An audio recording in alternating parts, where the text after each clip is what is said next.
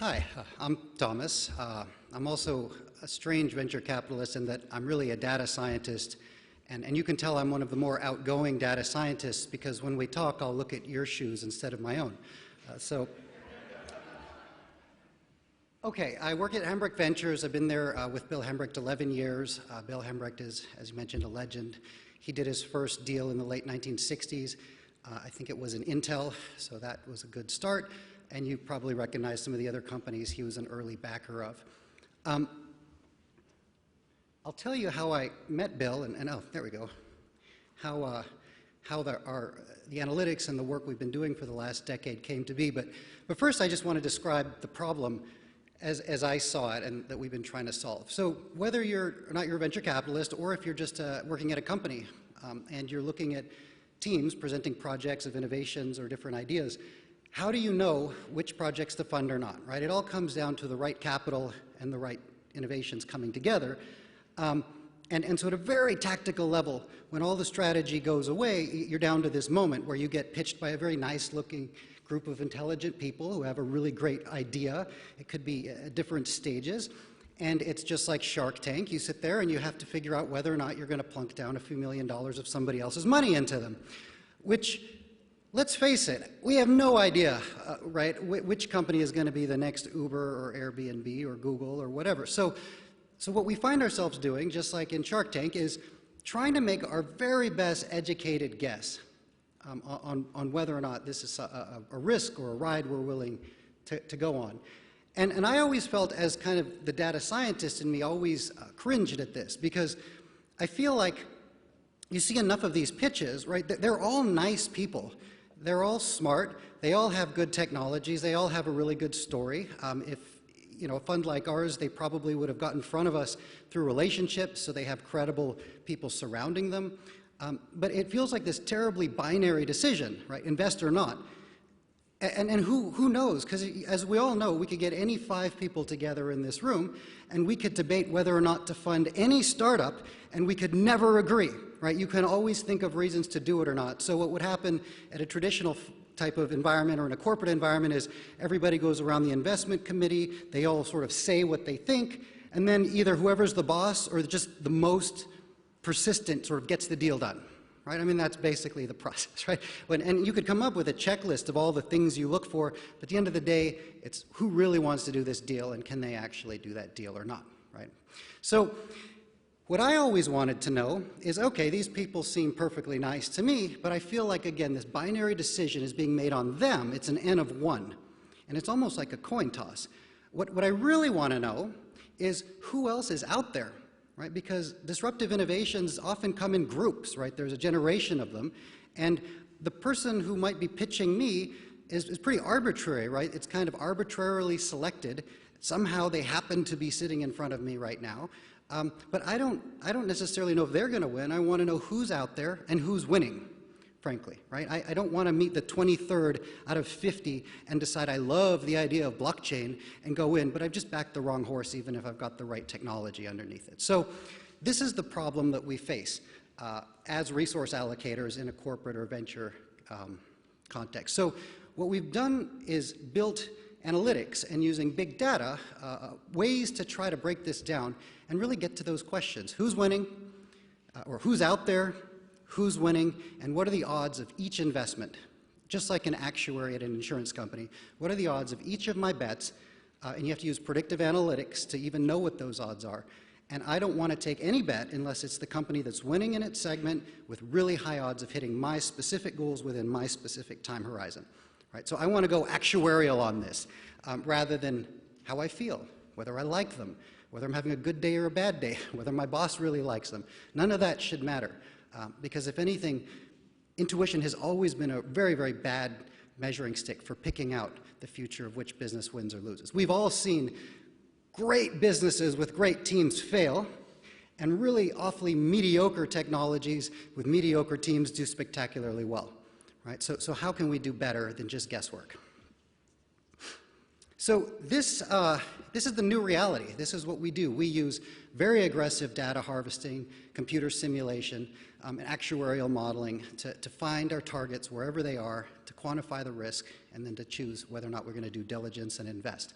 So I'll show you our process. But look, today, every day, while the U.S. still has the highest concentration of venture capital, what we're seeing is the best deals are starting to pop up all over the world in little cities, in Amsterdam or Munich or Mumbai, or, and you can't, as a resource allocator, as a company, even if you're a huge multinational or a fund, you can't have an associate in every city on earth waiting for the day when maybe a startup will show up that's worth investing in, right? So labor intensivity just does not scale given the new reality and the geographic dispersion of deals. So how do you see where the best deals are in a space regardless of their geographic location? And you can't go through the original sort of the traditional industry categories, as everybody in this room knows. You could be a seasoned MD, you could have run a healthcare service, you could have impeccable healthcare-related background, but you still, when some new weird health tech app shows up, you have very little to apply. Now, obviously, if it's a clinical issue, then that's better, but this convergence of industries is really creating a lot of headaches when you overlay that across the geographic dispersion that's happening at the same time. So the world really is getting more flat, and the old way of deal sourcing, whether it's in a company or outside as a venture capitalist, it just doesn't scale well. It's hitting limitations because it takes just as much time and effort to do a $1 million deal as a $10 million deal or a $50 million deal. And so what you see is funds wanting to do bigger and bigger deals at later and later stages because they have to deploy a lot of capital and it's more efficient. But that leaves a problem where all of those really awesome early stage companies, the disruptors of tomorrow, of course, have this funding gap problem, right? So if you could have everything you wanted, you'd be able to see at the earliest stage when valuations are lowest, which are those startups that really are going to change the market. And you'd find them and you invest early. So that's really what you need analytics for, right? I can't go out and fly around any more than I already do. I can't hire an analyst in every city on earth. I want to be able to sit in Bainbridge Island in my home office, monitor any market I want, see which companies are winning, and just call them up and do the deal if it works out. So this is an actual example from gut microbiome. So what you're seeing in that big network diagram, this is just one segment of the market where they take a sample of your gut microbiome, they analyze it, and just like 23andMe, they tell you all kinds of things about your health. And actually, they're finding in healthcare, microbiome has a tremendous impact. It's sort of this whole new area of healthcare that's showing all kinds of promise. So if you say, and it could be any industry, right? It doesn't have to be gut microbiome. But here, for example, I want to know that network diagram are all the companies in that space. Now, the ones at the center are more closely related in terms of who they're competing with. You get more and more substitute and remote as you sort of drift out into the ends of that analysis. But we can use very large computing to pull together all the companies in a market segment without having to do a single Google search. And then what we can do is we can get very accurate indications of who's getting the most traction, not in terms of how much money they're raising, not in terms of how many press releases they're getting, but in terms of how much customers in that segment are migrating towards one solution or another. And we can track and measure that with a very aggressive use of bots and AI on the web. So what you're seeing there is the dispersion of the market just in one thing you may not have even heard of, gut microbiome, a lot of companies. And on that globe, those bars are the actual levels of traction that each one of those solutions is getting with its target customers. So we can look across the globe, see who's getting the most traction, see how much they impact the ecosystem as a whole, and contact the winner without leaving my office, without having a single meeting or interview. Because I don't want to interview, to interview 1,000 startups, that's 1,000 meetings, right? I mean, who has time for that? What I want to do is look at hundreds of companies a day, find those rare gems, and do those deals. And we just invested in the leader in this space last month, for example. So how do we get to this capability? Once upon a time, I was at Intel and in a corporate innovation group, and we had this problem, right? Which projects do you fund? Which efforts do you go forward with or stop or double down on? And I thought it would be interesting, again, being kind of an odd data scientist, to look at all of Intel's investment history that I could find for both venture capital, acquisitions, and organic product launches. So I was able to get 12 years of data, which included all the stuff in the late 90s, all this sort of wild and crazy stuff at Intel. And that was my original test set. And then running essentially pattern recognition across that data set, which took months to put together. It wasn't easy. We realized really quickly that the variables our investment committees looked at the most, that we obsessed over, just really weren't predictive of outcomes. There was no statistically significant correlation between our favorite variables and how those companies did 5, 7, or 10 years later. And we looked at all the same things that you would expect, a lot about the team and the market and the technology, nothing too exotic there. But statistically, it just didn't matter. So as you can imagine, as I was proudly going around and talking about that, I very quickly became the least popular person in all of Intel, right? Because I'm saying, look, the stuff we love to talk about, not so important. But we did find that there were a bunch of other variables, especially computing combinations of variables that were much more predictive, like 4, 5, 6x more predictive of the outcomes that we'd seen. And if we had looked at different things when we made those decisions, we would have had dramatically better results. So this was exciting, and work like this had never been done before. However, the criticism at the time was, look, how do we know this isn't just a back test, right? It's one company, one period of time. We really need to look at lots and lots of companies across industries and geographies and time periods. So we were able to partner with Harvard, and Professor Clayton Christensen and I led this research project together for a year in Boston.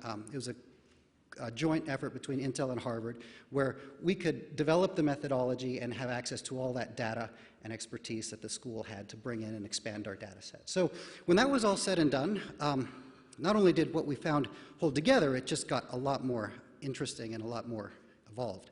So at that point, I had met Bill Hambrecht, who Professor Christensen was on the board of Hambrecht's Bank at the time. We started working together, and that's what we've been doing ever since, as well as doing some very large-scale R&D collaborations with a dozen multinationals that also send us the data of all the companies they're looking at or the deals, and we use that to continue to evolve the AI. And they do that because they get access to what the predictions are, but we're doing that because we have, basically, if you pick the top companies in all the key verticals and you get all the deals they're thinking about, it's an incredibly valuable data set. And we have fair play rules that allow us to do those deals ourselves as we see them coming out. So here's just a look of what we can do. And I know it's probably a bit blurry and hard to see, but if you can go out into digital spaces, and we're not talking about Facebook likes or searches or tweets, right? We're talking about deep, deep internet probing. So as you probably know, the internet, it's like the Grand Canyon, right? There's all this strata of data and metadata. Most of it's just sitting there unprotected because it's junk. It's boring. Nobody knows what to do with it. Who cares? But what we found is, it took years, but aggregating lots of that data, there's specific things sitting out there that actually give you an incredible way to estimate both the valuation of a company, correlated with market cap, so not how much their valuation was in their last round on PitchBook, but what their valuation really is based on their market traction. And their customer adoption, regardless of whether or not they're having revenue yet, right? Are they gaining more and more traction with that target customer audience or losing it? And we do it in very specific markets. So basically, all you have to see is the companies in the upper right, or the growth line is the y-axis. In our fund, we're looking for growth. We're venture capitalists, so we want to pick the company at the top. And it gets very, very easy. As you can see, ride sharing, here's a chart from 2011. Uber had only raised $1.5 million in a seed round. Okay, so it was not obvious that this would be interesting to everybody else. But if you look at our chart, it's the one right underneath the words. Uber is the highest growing company and the biggest in terms of how we would value it. So it's the obvious pick. Just pick the company that's at the top. And this was at the seed round. They used to call it peer-to-peer lodging, which sounds super antiquated now, but Airbnb, it's pretty obvious which company you would invest in if you're looking for growth. It's the one at the top. Pretty straightforward. Same with robotic process automation. That's because that's B2B. Here's a company, UiPath, that about a year ago was valued at $8 million. Now, a year later, it's valued at $3 billion. Now, that feels a little high, but even if it's half right, that would have been a really good investment. So you can see that this is different. This is not I'm not looking to see whether I bond with a founder, because I'm a flawed human being. I like people. I like all of them. That's the problem. I don't know who to fund, right? So it's not that I don't like people. It's maybe that I like people too much. So I need a better way that doesn't care about my feelings, but is based on real data of who is winning, because that's where my investors want me to invest. And it's their money. So I got to do a good job. And our returns, by the way, have been phenomenal. That's just the first step, who's winning. So that puts us ahead of the game. We can see who's winning, we call them. Literally, I will just send them an email, and about half the time they are not the company that's getting all the notoriety on Sand Hill Road, or, you know, oftentimes they're not even fundraising. They're just quietly off in Nebraska or wherever winning. And when you call them first, you know, you say, hi, you know, I'm Hamburg Ventures, we're really interested, we've been looking at your market, we'd like to talk to you. Sometimes you get this question of like, yeah, right, you know, you have to get over that, no, I'm not a Nigerian prince asking you to, you know, no, really, look us up on Google, like, we're a really venture capital firm. But then you talk to them. I mean, this company we did a deal with last month in microbiome, we've been tracking that space for a couple years. When the clear statistical winner emerged, I sent the CEO a cold email. He responded back in about 10 minutes, met him the next day. Less than a month later, we invested, right? And it's a terrific company. That's how venture capital can scale. Now, we do diligence, and I'll talk about the rest of it, too. We don't just blindly follow the algorithms. But when you're starting with the winner, it's a really nice place to start. And you're not trying to answer the question, is this the winner? You're trying to answer the question is, are there any reasons we shouldn't invest that maybe are qualitative? This is very different. So once we have the winner picked, we then do a very deep actuarial analysis using big computing style simulation. So we create a virtual marketplace inside of our servers. We populate it with millions of data points, but basically it's data about the customers and the competitors in that segment. So this is not data the startup is giving us. They don't have data. They're a startup. We harvest it from the web about the things we want to know about in their competitive environment. And those, we don't usually produce a cute graph, but that red, blue, green, those are 3 companies, just for the sake of illustration. We put all their data points into the file, and that would be that first little tick on your left. And then you hit enter, kind of like a Monte Carlo, and it will run a virtual competitive rivalry between these companies where they're each fighting each other. They're very aware of each other. They react to each other. It's very violent. We call it the cage fight. For us nerds, it's exciting, but whatever. My kids like it. But those companies are fighting for customers and profits. And in this case, you can see red came out of the gate like the winner, right? And this is over a 10-year horizon in the simulation. And green seemed awful, right? Ugh, green. But then green sort of picked up steam and just destroyed everybody. Now, here's the problem. When you're trying to emulate reality, the truth is, of course, we all know reality is full of luck and chance and randomness, right? There's stuff that no one can predict. So what that means as a practical matter, as a geek, is we have to put a lot of random functionality into the code so that it's super random, so that it's kind of like reality. Well, you can see what's the problem is. Now I'll run it once and green wins, then I'll run it again and luck breaks a different way and green loses. And you're like, oh, well, that was not very helpful, right? It was just, but the beauty, of course, of computing is we can run 40,000 competitive rivalries and see, and all I care about is what percentage of the time did green win, or red, or blue. And if it's high enough, we've tuned our simulation such that it's actually very predictive of real-world outcomes. So if the odds are high enough, let's say more than 60% that green's going to win, it's past the second level of my diligence. If the odds are too low, I just won't go there, because there's always a better deal somewhere else. So the first 2 stages of our screening are automated, right? We essentially mine the internet to figure out the winners. Then we simulate them to get more causality based, you know, who's likely to win and what could they do to increase their odds.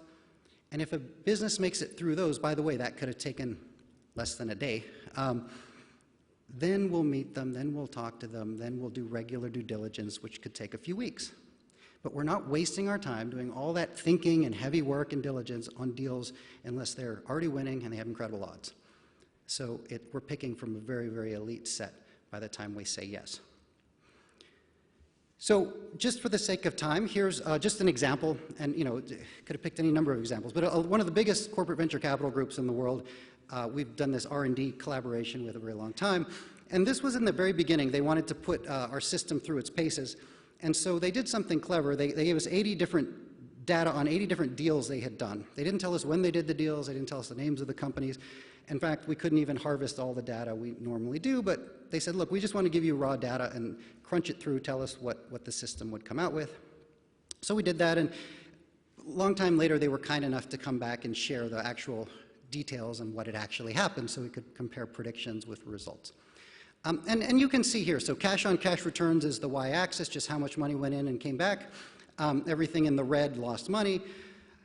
Now, you can see that our system caught everything that was a big winner, everything that returned over 200%. Now, we don't always catch every big winner, but I like this because it's, our system is disproportionately accurate at catching what end up being either real big winners or real big losers. In other words, the extremes are much more easy to predict. Where you see most of the error cluster is around 0. Kind of some of those Walking Dead find their way in there, and those are the tough ones. But in venture capital, it's all about catching the big wins and avoiding the big losses. So for us, this is fantastic. And we looked at their returns, basically 36% gain with that portfolio. If they had just funded the ones that our system liked, statistically, they would have only invested 2/3 of the money, but they would have had roughly 3x higher percentage returns, right? So that's just the new reality that we're used to, right? We expect to get more than 10x on every deal because after 11 years, it's just something you get used to. But we realize that the difference between a great portfolio or a good portfolio and a great portfolio sometimes isn't catching more blockbusters, it's just avoiding crappy deals. So just getting out of bad ones is oftentimes a really great way. So I already mentioned, we have our steps. It's very unlike any other venture capital firm. I could be wrong, but as far as I know, and I think I know everyone in the space, I think we were the first quantitative venture capital effort, period, again, as far as I know. And it's, the models continue to evolve. We have a team of, myself included, there's 9 of us on the technical team. That doesn't include the due diligence, the legal, the lawyer, all the other partners. And all we do is build this machine. It's like our little Watson, and try to improve these capabilities and figure out where we're wrong. What do we keep missing? Because there are limitations, and always trying to figure out if we can plug those. So this system's continued to evolve all this time now to where it's really a multi-million-dollar system with geographically distributed servers and very carefully built software to do this. If we could do it through APIs and off-the-shelf software, believe me, we would. we just haven't found anything. And so as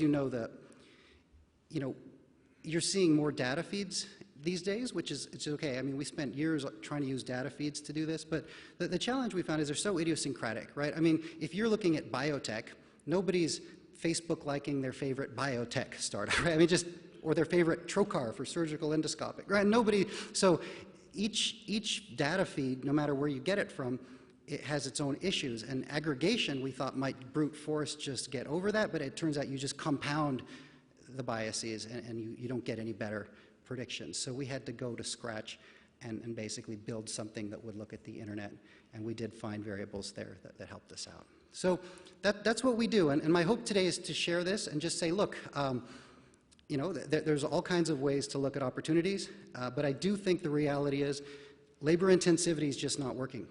Right? The best deals are happening too quickly, too disparately, across industry silos. You don't have to like our system. You can go build your own, right? We all need analytics if we're going to be more efficient at finding those and supporting the right companies. Because if I had a bumper sticker, it would say, nobody wins when good businesses fail, right? We've got to find the right opportunities and meet them with the right capital, whether it's mine or somebody else's. And that's how we create jobs, and that's how we create innovation, and that's how we create growth. Right? None of us win on bad deals. So thank you for your time. You can read this or not, but I'm obligated to put it up there. And it was delightful to spend some time with you. Thank you very much.